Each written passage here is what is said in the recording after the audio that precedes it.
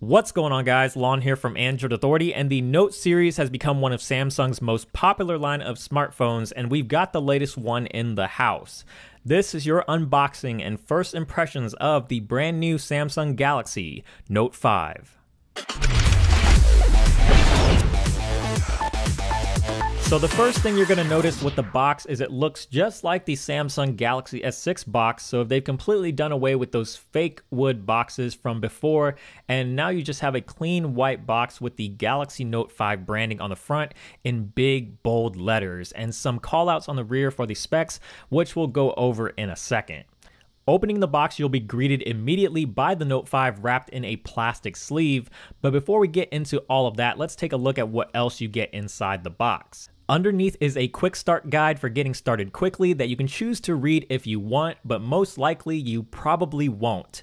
Next, you have your SIM removal tool that's attached to a plastic tray, and below that tray are the rest of the goodies. You have your standard micro USB cable, a wall adapter, extra replacement tips for the S Pen along with a removal tool, and some very nicely packaged Samsung earbuds, and that's pretty much it. Of course, what you all want to see is the Note 5, and as you can see, the one that I have here is the gold platinum version, and I have to admit, I really like the way the gold looks on the Note 5. I think it looks pretty sleek. The big story here, however, is the change in design, and the Note 5 basically follows in the footsteps of the S6 with a combination of metal and glass, so no longer is the back removable, which takes away the ability to swap batteries, and the battery on the Note 5 actually got a little bit smaller at 3000 milliamp hours from the 3220 milliamp hour battery on last year's Note 4. The phone does feel very nice in the hand though, and for a 5.7-inch smartphone, it doesn't feel extremely big in the hand. A lot of that has to do with how much Samsung has slimmed down the bezels on the Note 5, and it's practically smaller than the Note 4 in every dimension. The curves along the sides of the back make the phone very comfortable to hold, but it is a little bit slippery and attracts fingerprints very easily due to the glass and metal design, but overall I'm in love with the look and the feel of the Note 5. I think Samsung did a really fantastic job. Going around the device, you've got your power button on the right, volume rockers on the left, the SIM card tray on the top, but one thing you'll notice is there's no IR blaster anymore, so you won't be able to use the Note 5 to control your TV or other peripherals. On the bottom is the 3.5mm headphone jack, micro USB port, a speaker, and of course the S Pen, which we'll get into in a sec.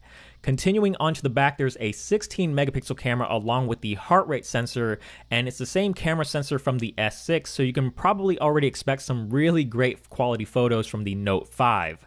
Finally, on the front, of course, you have the standard Samsung home button, which also doubles as a fingerprint scanner. Just to recap some of the internal specs, you have the Exynos 7420, which is also the same as the S6, but the Note 5 features 4 gigs of RAM instead of 3, so performance should be just as good as the S6, if not a little bit better due to that extra gig of memory. Speaking of memory, the Note 5 comes in 32 or 64 gigabyte versions with no micro SD card expansion, another feature that has been taken away in the Note line. The display measures in at 5.7 inches with the same Quad HD resolution, and it's an AMOLED screen just like last year's Note 4, and the screen looks absolutely amazing. Not exactly sure how Samsung does it, but the screens on their smartphones seem to just get better and better every year, and the Note 5 screen is easily one of the best that I've seen on any smartphone. Jumping back to the S Pen, it's been improved in a lot of ways, both on a hardware and software level. The S Pen ejects out of the silo now, which I really like, and it's cool and fun to do, but in a way it makes getting the S Pen out a little slower because there's that additional step of having to eject the pen first before pulling it out. A step that you didn't have to do before on the prior Note models, but the new clicky top to the S Pen makes it feel more like a real pen, so I do enjoy that quite a bit.